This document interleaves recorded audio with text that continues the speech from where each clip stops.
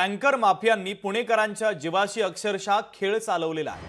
अनेक सोसायट्यांना चक्क मैला मिश्रित पाण्याचा पुरवठा टँकर माफियांच्या माध्यमातून केला जातोय। विहिरीचं पाणी म्हणून त्या ठिकाणी मैला मिश्रित पाणी हे सोसायट्यांना पुरवलं जात असल्याचा हा सगळा धक्कादायक प्रकार आहे। खराडी आणि विमाननगर परिसरातील धक्कादायक प्रकार समोर आलेला आहे। विहिरीचं पाणी म्हणून महापालिकेच्या मैला मिश्रित पाणी आता हे सोसायट्यांना दिलं जात आहे। महापालिकेच्या मैला पाणी शुद्धीकरण प्रकल्पातील पाणी आता सोसायट्यांना पुरवलं जात आहे आणि हे विहिरीतलं पाणी आहे असं सोसायट्यांना सांगितलं जात आहे। या प्रकाराचा लोकशाही मराठीने आता पर्दाफाश केलेला आहे। आताची सगळ्यात महत्त्वाची आणि मोठी बातमी आपण पाहतोय, त्यामुळे आता पुणेकरांचं आरोग्य हे धोक्यात असल्याचं दिसतंय। टँकर माफियांनी पुणेकरांच्या जीवाशी अक्षरशः खेळ सुरू केलाय, कारण अनेक सोसायट्यांना मैला मिश्रित पाण्याचा पुरवठा हे टँकर माफिया करत असल्याचं पाहायला मिळत आहे। तर संबंधित व्हिडिओ देखील आता आम्ही तुम्हाला दाखवतोय। लोकशाही मराठीने या संपूर्ण घटनेचा धक्कादायक प्रकाराचा पर्दाफाश केलेला आहे। ही दृश्य देखील आपण पाहतोय। विहिरीचं पाणी म्हणून मैला मिश्रित पाण्याचा पुरवठा आता केला जातोय। दरम्यान याचा आढावा घेतला आमचे प्रतिनिधी चंद्रशेखर भांगे यांनी। काय सत्य समोर आलेलं आहे, काय वास्तव आहे, तुम्हीच पहा। पुण्यातील खराडी परिसरात असलेल्या ज्या विहिरीतून पाणी पुरवठा उपसा करून टँकरद्वारे काही सोसायट्यांना पाणी तो पुरवठा केला जातो आणि त्या विहिरीच्या शेजारीच पुणे मनपाचा मैला शुद्धीकरण प्रकल्प आहे। खरं तर शहरातील सगळी घाण पाणी जे आहे त्या मैला शुद्धीकरणात येतं। काही शुद्धीकरण केलेलं पाणी त्या विहिरीत सोडलं जातं आणि दुसऱ्या बाजूने या नदीमध्ये सुद्धा ते पाणी सोडलं जातं। खरं तर अत्यंत सगळा हा धक्कादायक प्रकार आहे। ज्या मैला शुद्धीकरण केंद्रातून पाणी विहिरीत आणि या नदीत सोडलं जातं। खरं तर विहिरीत सोडलेलं पाणी थेट सोसायट्यांना पुरवठा केलं जात आहे। लोकशाहीसाठी मी चंद्रशेखर भांगे, खराडी, पुणे। तर आमचे प्रतिनिधी चंद्रशेखर भांगे यांनी दिलेली ही महत्त्वाची माहिती देखील आपण ऐकलेली आहे। तर टँकर माफियांनी अक्षरशः पुणेकरांच्या जीवाशी खेळ चालवलेला आहे आणि त्यामुळे आता पुणेकरांचं आरोग्य धोक्यात आहे। अनेक सोसायट्यांना मैला मिश्रित पाण्याचा पुरवठा देखील आता केला जातोय। विहिरीचं पाणी म्हणून मैला मिश्रित पाण्याचा पुरवठा केला जातोय। खराडी आणि विमाननगर परिसरातील काही धक्कादायक दृश्य समोर आलेली आहेत आणि ती दृश्य तुम्ही लोकशाही मराठीवर पाहताय। लोकशाही मराठीने या संपूर्ण प्रकाराचा आता पर्दाफाश केलेला आहे।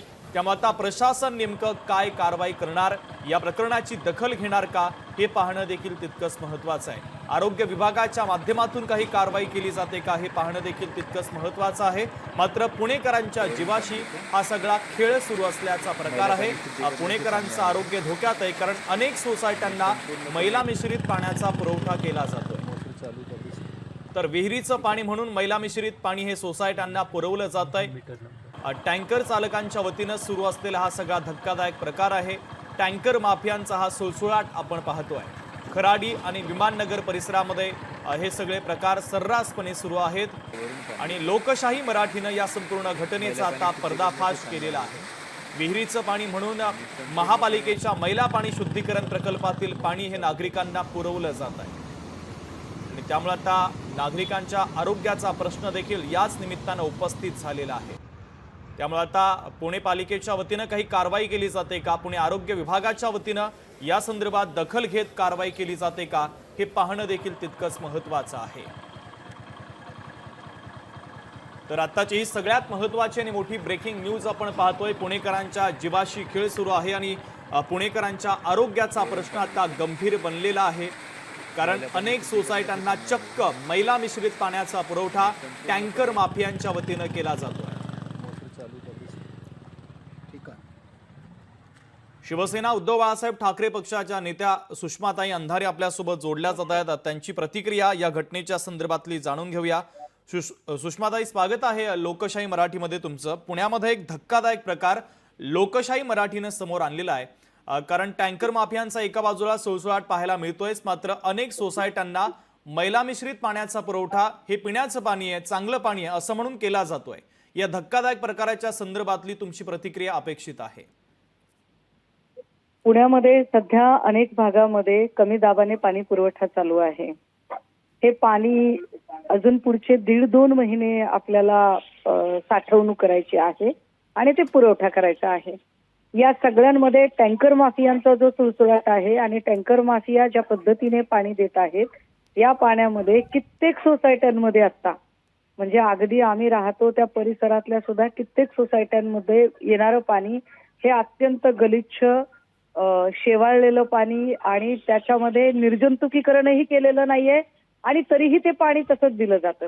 खरं तर पालिकेने या सगळ्या गोष्टींवरचा प्रतिबंध वाढवला पाहिजे, या सगळ्या गोष्टींना आळा घातला पाहिजे. मात्र ते अजूनही होताना दिसत नाहीये.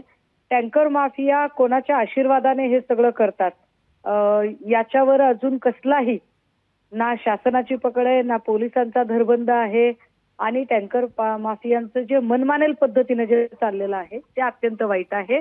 पुणेकरांच्या जीवाशी खेळ खेळणाऱ्या हा टँकर माफियांचा अत्यंत अशुद्ध पाणी पुरवठ्याचा खेळ चालू आहे.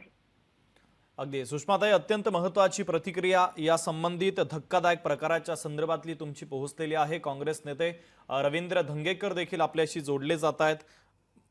त्यांच्यासोबत आपण चर्चा करूया. शिवसेनेचे नेते रवींद्र धंगेकर आपल्याशी जोडले जात आहेत. रवींद्रजी, स्वागत आहे. आणि तुमच्या पुण्यामध्ये हा धक्कादायक प्रकार सुरू आहे. टँकर माफियांचा सुळसुळाट एका बाजूला सुरू आहे, मात्र दुसरीकडे पुणेकरांच्या आरोग्याच्या संदर्भात अनेक प्रश्न उपस्थित होत आहेत. कारण मैला मिश्रित पाणी हे पिण्याचं पाणी किंवा चांगलं पाणी म्हणून हे सोसायट्यांना पुरवलं जातं टँकर माफियांच्या माध्यमातून. तुमची महत्त्वाची प्रतिक्रिया अपेक्षित आहे आणि शिवसेनेच्या वतीनं कशा पद्धतीचा आवाज या संदर्भात तुम्ही उठवणार आहात? बघा, पुणे शहराच्या डोक्यावर जी धरणं आहेत त्याच्यामध्ये 21 टीएमसी पाणी आहे आणि 21 टीएमसी पाणीमध्ये पुणे शहरात जो विस्तारीकरण चाललंय त्याच्यामध्ये पुणेकरांना किती पाणी मिळू शकतं हा महत्वाचा विषय आहे. आणि ह्याच्यामुळेच हे सगळे प्रकार आता उद्भवत आहेत, जेणेकरून पुणे शहर ज्या पद्धतीने विस्तारीकरण करत होत आहे आणि पुणे शहरामध्ये जी गावे आता घेतलेली आहेत आणि होऊ घातलेली नगरपालिका असेल, बाकीच्या गोष्टी असतील, त्याच्यामुळे पुणे शहराला आज पाणी पुरवठा होणार नाही ही परिस्थिती निर्माण झाली. आणि त्या 21 टीएमसी मध्ये आपल्याला पुणे शहरातलं जी खाली गावं आहेत त्या गावांना पाणी द्यावं लागतं, हा एक त्याचा करार आहे. आणि त्याच्यामुळे मी वारंवार याच्यापूर्वी या पद्धतीनं महानगरपालिकेचा नगरसेवक असताना, आमदार असताना मी त्यावेळेला आवाज उठवलेला आहे.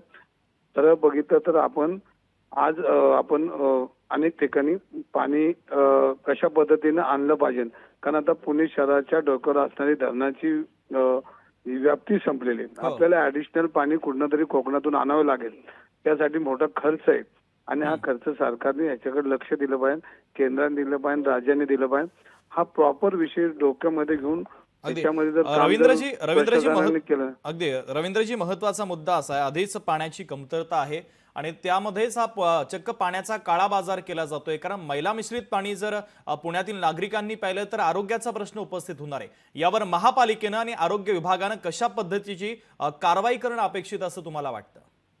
बघा, याच्यामध्ये प्रॉपर बोलायचं म्हणजे नियोजन शून्य पाणी पुरवठा पुणेकरांचा आहे. 24/7 योजना आणली, ती फक्त महानगरपालिकेत पैसे उकळण्यासाठी आणलेली काही लोकांनी ही योजना प्रॉपर ही लाईनअप झालेली नाही, त्यामुळे हे सगळे प्रकार घडत आहेत. आणि याच्यामध्ये आयुक्तांनी, पुणे महानगरपालिकांनी जातीने लक्ष घातलं पाहिजे. पण आपण पुणे शहर वाढत असताना त्या बिल्डिंगा ज्या आपण परवानगी देतो त्यांना पाणी पुरवठा देऊ शकतो का? जर देऊ शकत नसेल तर आपण पुढच्या परवानग्या थांबवल्या पाहिजे. हा महत्वाचा मुद्दा. म्हणजे ह्याच्यावर एक नियोजनच तयार केलं पाहिजे. नुसतं मल निश्चित पाणी आलं म्हणजे हा विषय संपलेला नाही. हे प्रॉपर पुणे शहरामध्ये काम करावं लागेल. आयुक्तांनी केलं पाहिजे, मुख्यमंत्र्यांनी केलं पाहिजे, उपमुख्यमंत्री सगळ्यांनीच मिळून हे पुणे शहराच्या पाणी पुरवठ्याचा हा प्रश्न गंभीर आहे. रवींद्रजी, 5-10 अगदी तुमचा मुद्दा लक्षात येतोय. महत्वाची प्रतिक्रिया देखील अगदी तुमची महत्वाची प्रतिक्रिया या बातमीच्या संदर्भातली पोहोचलेली आहे. मुद्दा देखील लक्षात येतोय. तुम्ही मांडलेला प्रश्न देखील महत्वाचा आहे. तुर्तास तुम्ही लोकशाही सोबत संवाद साधला त्याबद्दल धन्यवाद. लोकशाही मराठी ऐका, पहा, जागरूक रहा.